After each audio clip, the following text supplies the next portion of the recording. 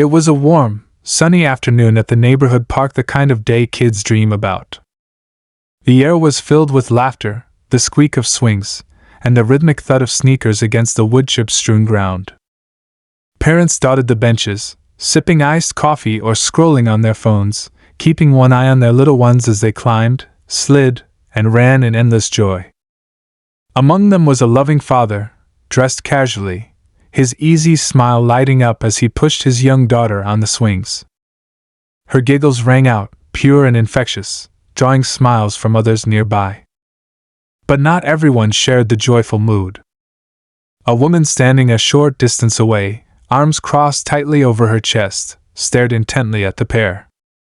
Her face was etched with disapproval, her lips pressed into a thin line.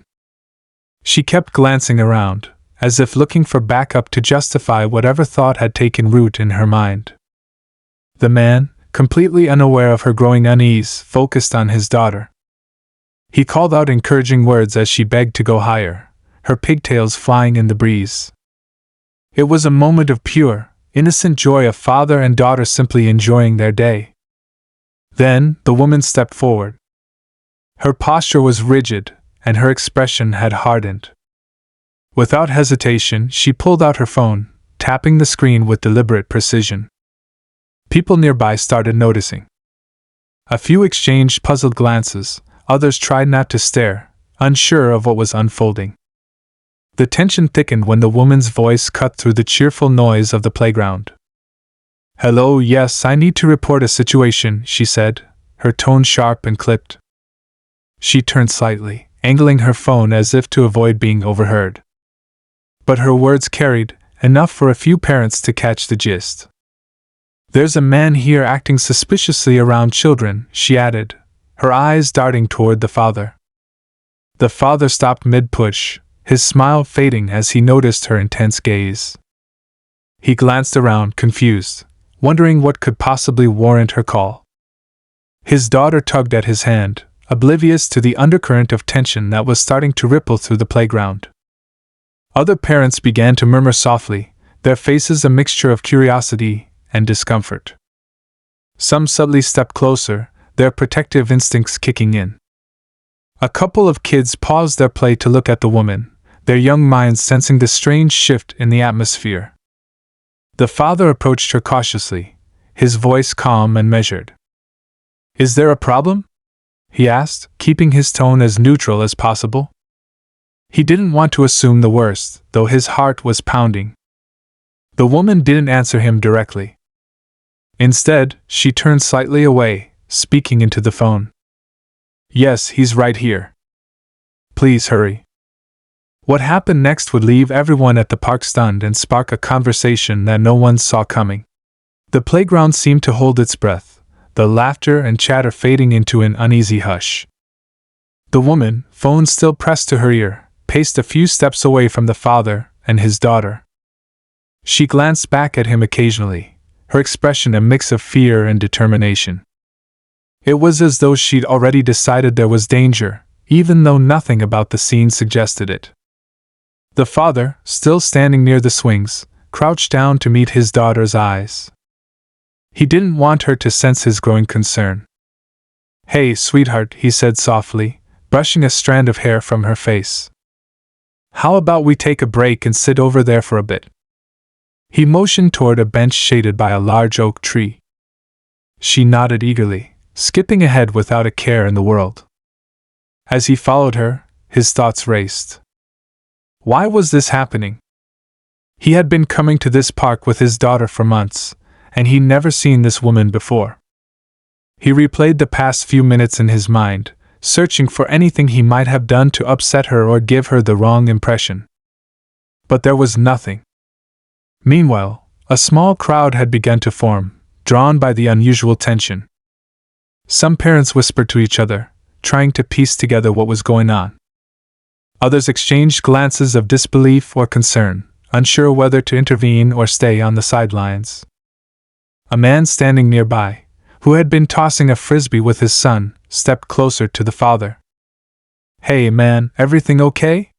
he asked quietly, his voice low so as not to alarm the children. The father hesitated before responding.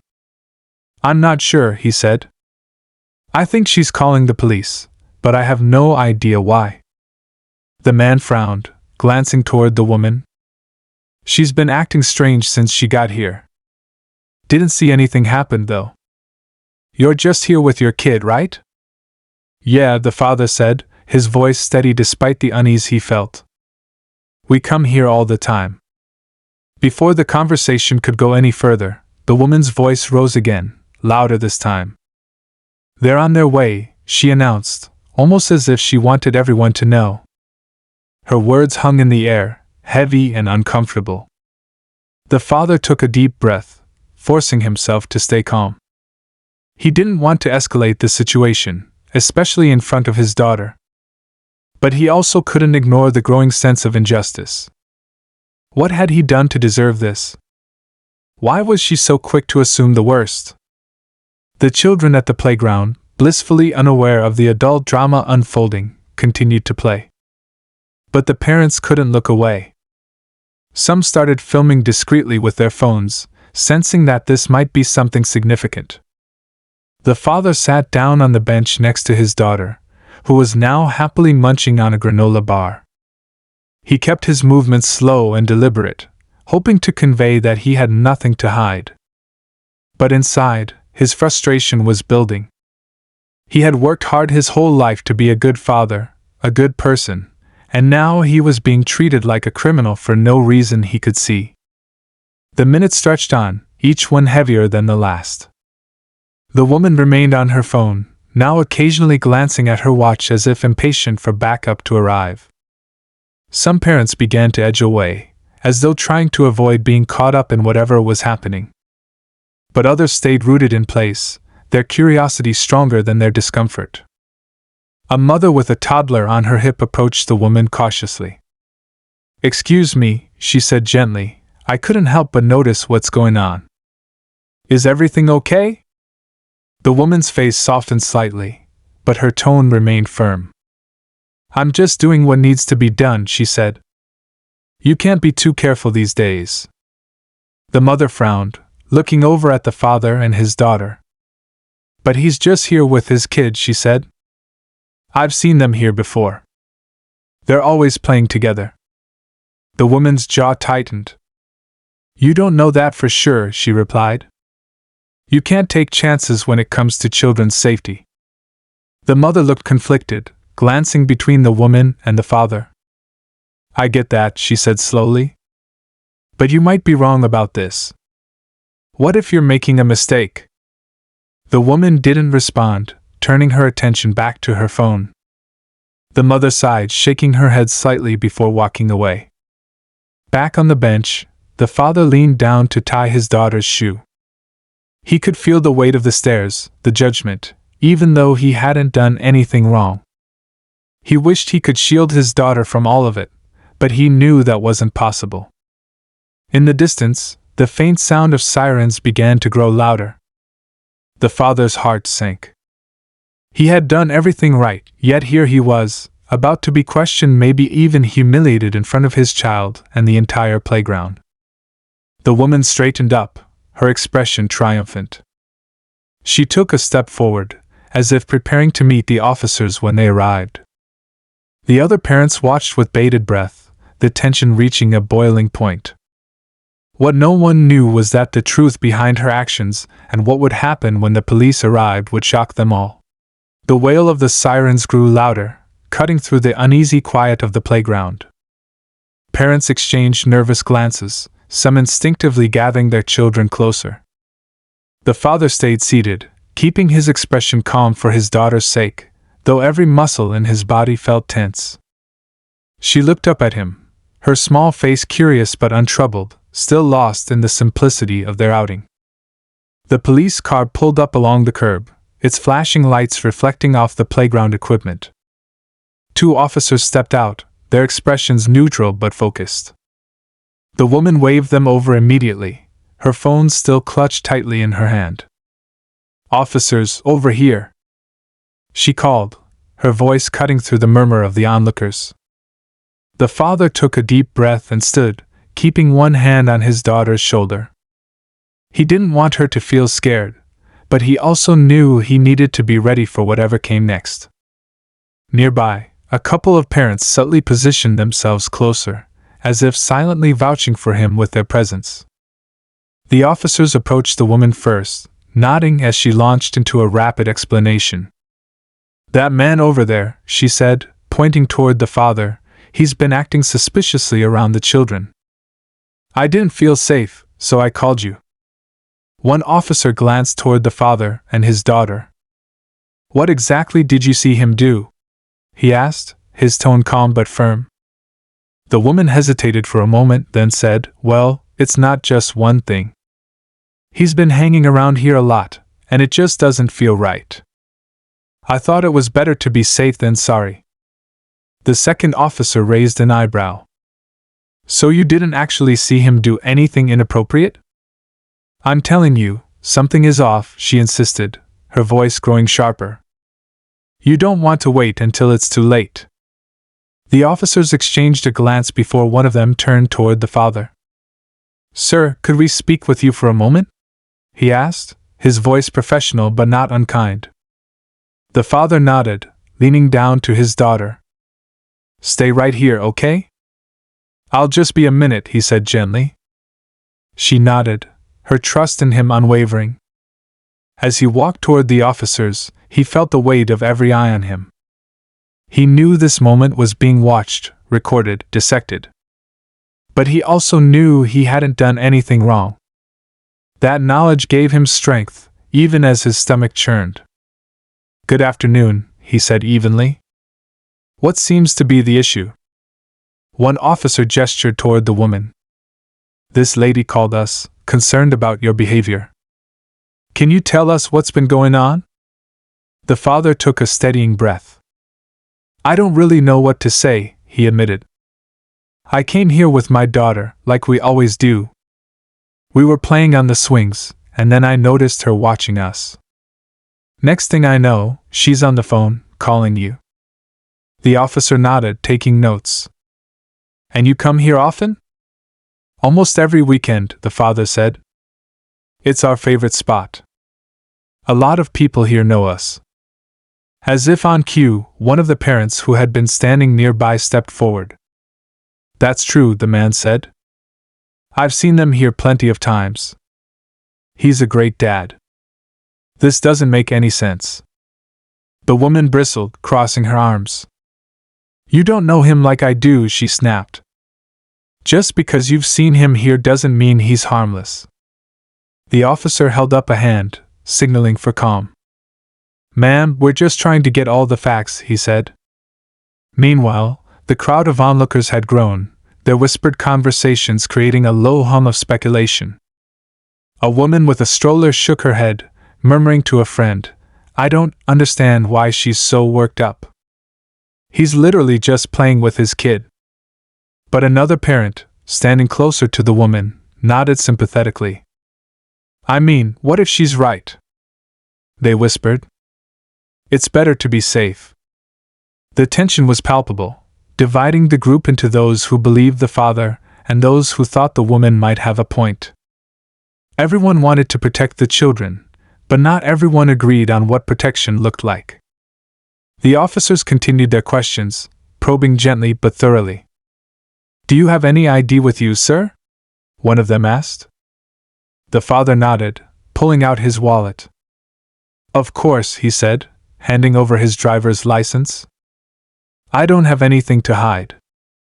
The officers examined the ID, their expressions giving nothing away. They radioed in his information, a standard procedure that still felt invasive under the circumstances. Meanwhile, the father glanced back at his daughter, who was now sitting on the bench with another little girl, chatting happily. She seemed blissfully unaware of the storm swirling around her, and for that, he was grateful. But his mind raced with questions. Why had the woman targeted him? Was it because of how he looked? Was it something deeper, something uglier? He didn't want to jump to conclusions, but he couldn't ignore the possibility. The officers finished their checks, handing back his ID. "Everything looks fine, sir," one of them said. Thank you for cooperating. The father nodded. I'm happy to, but can I ask what happens now? Before the officer could answer, the woman interjected. You're just going to let him go? She demanded, her voice rising. What if he's lying? What if he's dangerous? Ma'am, the officer said patiently, we've found no evidence of wrongdoing. We can't take action based on a feeling. The woman looked furious, her face reddening. But before she could argue further, one of the parents who had been quietly filming the entire incident spoke up.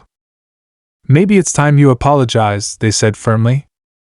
The suggestion hung in the air, bold and challenging. The woman's reaction and the truth about what had driven her actions would only add more layers to an already tangled web of conflict. The playground seemed to hold its breath. The woman's face twisted in frustration, her indignation rising as the officer's words hung in the air. The suggestion that she apologize clearly unsettled her, and she crossed her arms tightly over her chest. Apologize? She said, her voice sharp. I was just trying to protect the kids. If no one else is going to take this seriously, then that's on you. Her words sparked a ripple through the gathering crowd. Some parents exchanged uneasy looks, while others murmured quietly, their stances becoming more definitive. A mother near the swings shook her head and said to no one in particular, this is just too much. He's a father spending time with his daughter.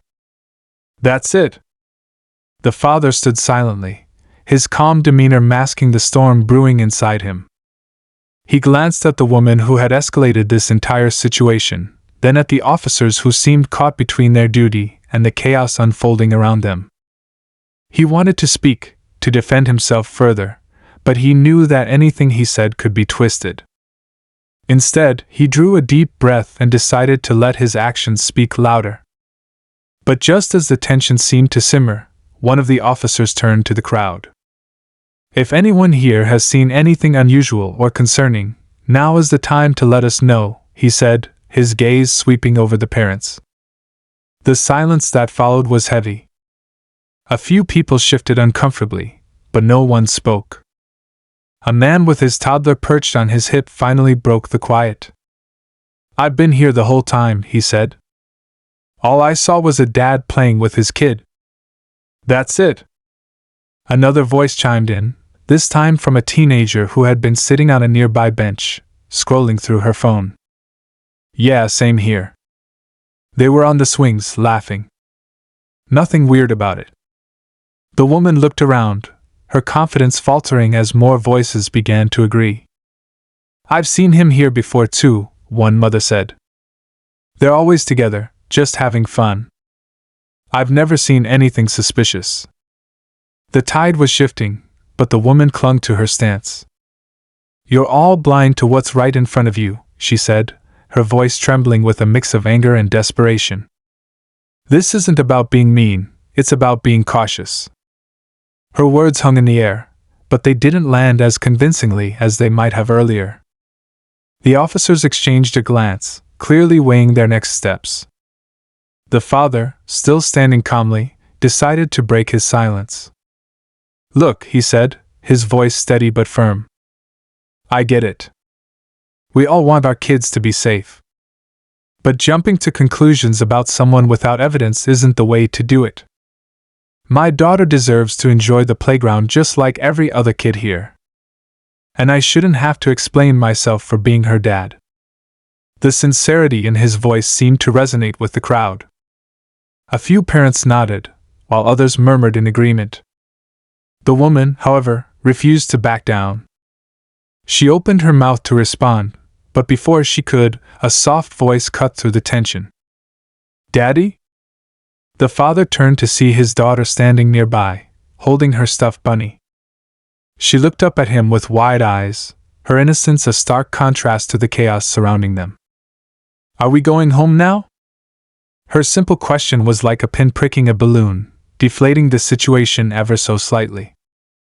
The father crouched down to her level, his expression softening.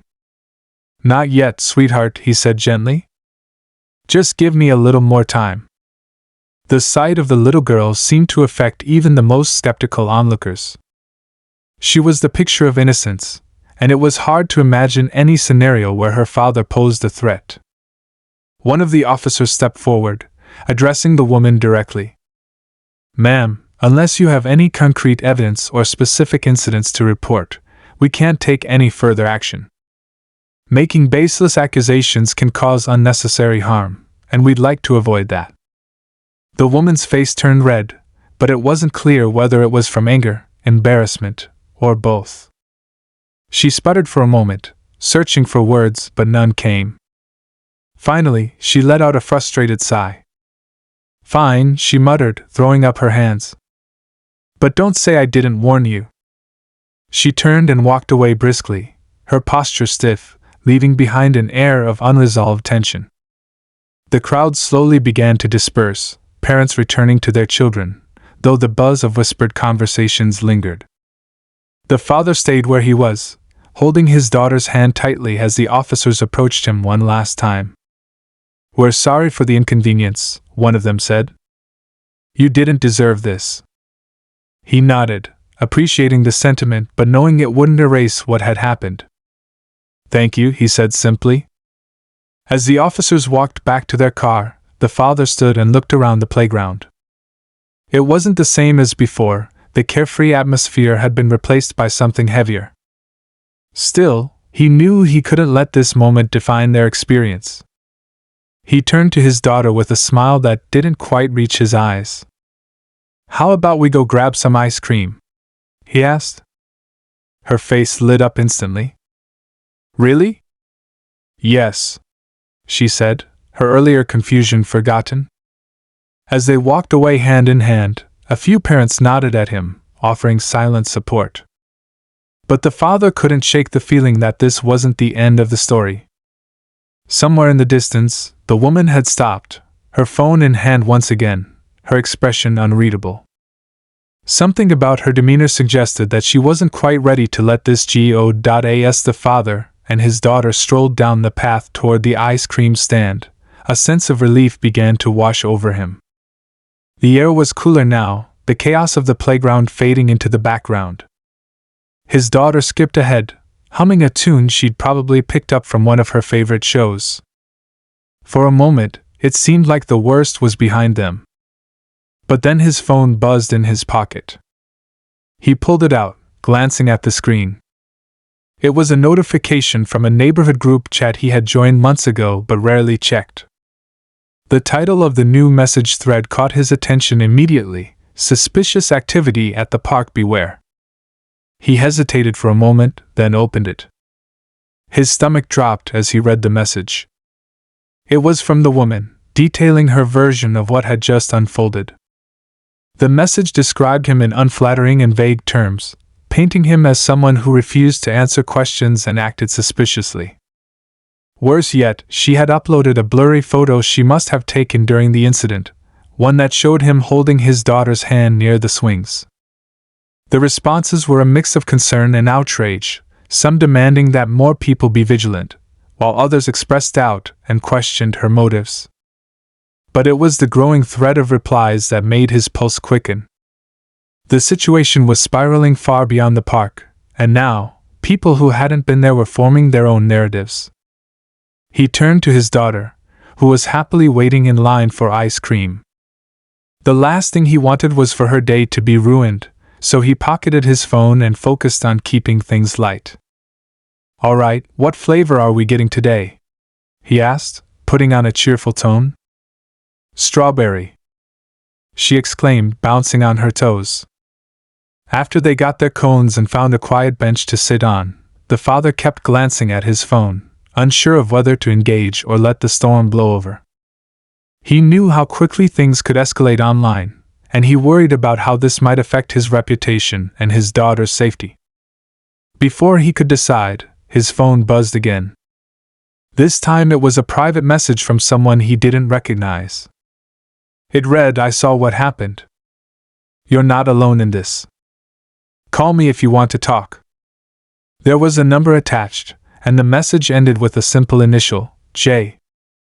He frowned, debating whether to respond. Who was this person, and how had they gotten his number? For a brief moment, paranoia crept in. What if this was someone connected to the woman, trying to bait him? Or was it genuinely someone who wanted to help? Meanwhile, back at the playground, the woman hadn't left as he'd assumed. Instead, she was sitting on a bench, her phone in hand, typing furiously.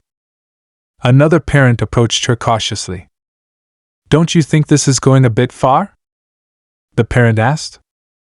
The woman looked up, her face set with determination. "If we don't say something now, it might be too late. I've seen too many stories like this where everyone ignored the signs, and something terrible happened." "But you don't have any proof," the parent pressed. "What if you're wrong?" She hesitated, her confidence wavering for the first time. "I'm not wrong," she said, but her voice lacked its earlier conviction. As the sun dipped lower, casting long shadows across the park, the father received another message. This time it was from a friend who had seen the thread. "Hey, just wanted to give you a heads up. That post about you is spreading fast. You should probably address it before it gets out of hand." He sighed, realizing he couldn't ignore this any longer. But how could he respond without adding fuel to the fire? As he mulled over his options, his daughter finished her ice cream and climbed onto his lap, her sticky hands resting on his shoulders. "Daddy, can we go back to the park tomorrow?" she asked, her voice full of hope. He looked at her, his heart aching. He wanted to protect her from all of this, to give her the carefree childhood she deserved. But now, it seemed like even something as simple as a day at the park had become complicated. Before he could answer, a shadow fell over them. He looked up to see a man standing there, holding a phone in his hand. The man smiled awkwardly. "Hey, sorry to bother you. I'm one of the parents from earlier. I just wanted to let you know that a few of us are speaking up in your defense on that thread. What happened back there wasn't right, and we're trying to set the record straight." The father felt a surge of gratitude. "Thank you," he said sincerely. "That means a lot." The man nodded. "No problem. Just hang in there. People will see the truth eventually." As the man walked away, the father felt a renewed sense of hope. But the woman's determination and the growing online frenzy loomed like a dark cloud. He knew this wasn't over, not by a long shot. And then, as they walked back to their car, his phone buzzed again. This time, it was a notification from a local news outlet. The headline read, "Community divided over playground incident, vigilance or overreaction?" The accompanying image was the same blurry photo the woman had posted. His heart sank. What had started as a misunderstanding was now threatening to spiral completely out of control. As the father sat in his car with his daughter safely buckled in the back seat, he couldn't help but feel the weight of the situation pressing down on him. The drive home was quieter than usual. His daughter, tired from the day, hummed softly to herself, seemingly oblivious to the storm brewing around them. But he knew he couldn't let this go on. The growing attention online was threatening to turn a misunderstanding into something far more damaging. When they got home, he put his daughter to bed early, tucking her in with her favorite stuffed animal. Her peaceful face reminded him of what was most important: her safety, her happiness, her trust in him. Quietly closing her door, he sat down in the living room, phone in hand, and opened the neighborhood group chat again. The thread had grown significantly, with dozens of comments. Some people were defending him, sharing their own observations from the park.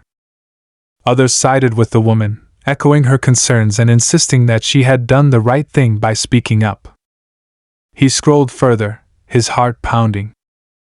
Among the comments, one stood out: "Why don't we hear from the man himself? If he has nothing to hide, he should clear the air." He hesitated for a moment before typing his response. He carefully chose his words, explaining what had happened from his perspective. He spoke about being a father enjoying the day with his daughter, emphasizing that he had answered the woman's questions and that there had been no reason for her to escalate things. He ended his message with a plea for understanding, asking people not to jump to conclusions based on assumptions or blurry photos. After pressing send, he stared at the screen, wondering if he'd done the right thing. The comments started pouring in almost immediately. Some people thanked him for speaking up, while others accused him of trying to manipulate the narrative.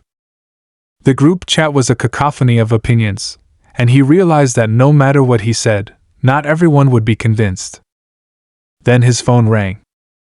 It was the same unknown number that had messaged him earlier with the initial J. He hesitated but decided to answer. "Hello?" he said cautiously. "Hi," the voice on the other end said. It was a woman, calm and measured. "I'm sorry to call you out of the blue, but I wanted to help. I was at the park earlier and saw everything. I've seen this kind of situation before, and I know how quickly things can spiral. I work in community advocacy, and I think I can help clear this up." He exhaled deeply, feeling a glimmer of hope. "Thank you. I'd appreciate any advice you can give." The woman explained that she had connections to local media outlets and could help him share his side of the story in a way that might shift the narrative. She also offered to mediate a conversation between him and the woman from the park to try to resolve things peacefully. The next morning, they met at a community center. The woman who had confronted him at the park was already there, looking tense but willing to talk. The advocate introduced herself and set the ground rules for the discussion, emphasizing respect and open communication. The father spoke first, recounting the day from his perspective, his voice steady but firm. He explained how the confrontation had made him feel and how it could have impacted his daughter if she'd understood the full gravity of what was happening. When it was the woman's turn, she admitted that she had acted out of fear. "I've seen too many stories on the news," she said, her voice trembling. "I thought I was doing the right thing, but maybe I overreacted. I didn't mean for it to go this far." The tension in the room began to ease. They talked for over an hour, finding common ground in their shared desire to protect their children and their community. By the end of the conversation, the woman apologized sincerely, and the father accepted. But just as things seemed to be resolving, the advocate's phone buzzed with an alert. She glanced at it and frowned. "You both should see this," she said, showing them the screen. It was a post from another parent who had been at the park, someone neither of them had noticed during the incident. The post included a video, not just snippets but the entire interaction from start to finish. It showed the father calmly answering questions, the woman growing increasingly agitated, and most importantly, the moment when another child ran up to the swings. The father had stepped aside to give the child space, and his daughter had followed him. The video painted a clear picture. There had been no wrongdoing, just a misunderstanding amplified by fear and assumptions. The father felt a wave of relief but also frustration. "If only this had come out sooner," he said. The woman looked genuinely remorseful. "I'm sorry for everything," she said quietly. "I hope this can be a lesson for all of us." The advocate nodded. "This isn't just about one incident. It's about how we handle fear, how we treat each other, and how we move forward as a community." In the days that followed, the video spread across social media, sparking conversations about bias, accountability, and the importance of seeking the truth before jumping to conclusions. The father received an outpouring of support from neighbors and even strangers who applauded his grace under pressure. As for the woman, she became an unexpected advocate for change, sharing her story to help others understand the consequences of assumptions and the importance of community dialogue. And while the father hoped never to face such a situation again, he knew he had emerged stronger, more resilient, and more committed than ever to teaching his daughter the values of kindness, understanding, and standing up for what's right even when it's hard. In the weeks following the incident, life began to settle back into its normal rhythm for the father and his daughter. The park was still a regular part of their routine, though it now carried a slightly different energy. When they returned, familiar faces greeted them with smiles and warm waves, as if silently acknowledging the lessons everyone had learned from that day. The father noticed a change in the neighborhood as well. Conversations became more open and thoughtful. Parents at the park were quicker to introduce themselves to newcomers, making an effort to build connections rather than jumping to conclusions. The advocate's work didn't stop with that single meeting. She had organized a series of community workshops to address bias, fear, and understanding. The father had been hesitant to participate at first, not wanting to relive the events, but he realized that sharing his experience could help others. During one of the workshops, he spoke to a small group, recounting what had happened and what it had taught him. "We're all quick to react sometimes," he said, looking around the room. "But what matters is what we do after. How we listen, how we grow, and how we make things better for our kids." His words resonated deeply, and he left that day feeling lighter, as though he'd finally turned the page on the incident. The woman who had confronted him at the park became a surprising ally. She volunteered to lead a session on confronting personal biases, openly admitting her own mistakes and encouraging others to examine their assumptions. "Fear can make us do things we regret," she told the group. "But acknowledging that fear and learning from it can turn a mistake into an opportunity." The video of the incident, though widely shared, eventually faded from the public eye. Yet its impact lingered in quieter, more meaningful ways. Schools in the area began incorporating lessons on empathy and community building into their programs. The neighborhood association started hosting monthly events to foster connections among residents. People who might have once passed each other without a second glance now stopped to chat, creating a sense of unity that hadn't existed before. For the father, the greatest reward was seeing the world through his daughter's eyes. She had been too young to fully grasp the complexity of what had happened, but she noticed the changes around her. One day, as they played on the swings, she turned to him and said, "Everyone seems happier now, Daddy." He smiled, realizing how far they had all come. Still, there were moments when the weight of the experience crept back in. One evening, as he scrolled through old photos on his phone, he stumbled upon a picture from the day at the park. His daughter's face was lit up with laughter, her hands gripping the chains of the swing as he pushed her. It was a reminder of how quickly joy could be overshadowed by misunderstanding, and how important it was to reclaim that joy. He decided to print the photo and frame it, placing it on a shelf in their living room. It became a symbol not just of that day but of the resilience they had shown as a family. It reminded him to focus on the positive, to let go of anger, and to keep moving forward. The incident also deepened his resolve to teach his daughter the values he held dear. They began having simple but meaningful conversations during their walks home from the park. "Why do you think it's important to be kind?" he would ask, or "How can we help someone who feels left out?" Her answers were thoughtful and sometimes surprising, revealing the depth of her growing empathy. The woman's life, too, took a new direction. She joined several advocacy groups, dedicating her time to building bridges between different communities. Her openness about her missteps inspired others to confront their own biases, creating ripples of change beyond their small neighborhood. Months later, the father received a handwritten note from her. It was short but heartfelt. "Thank you for your patience and understanding. You taught me more than I could have imagined, and I'm grateful for the chance to make things right." He folded the note carefully and tucked it away in the same drawer where he kept other keepsakes from his daughter's childhood. It felt like a fitting place for it, a reminder of how one moment could shape a lifetime of learning. As time passed, the memory of the incident became less about the conflict and more about the transformation that followed. The father often reflected on how a situation that had once felt so overwhelming had ultimately brought people closer together. It wasn't the resolution he had expected, but it was one that gave him hope. On a sunny afternoon, as he and his daughter returned to the park once again, he felt a renewed sense of peace. She ran ahead to join a group of children playing tag, her laughter ringing out across the playground.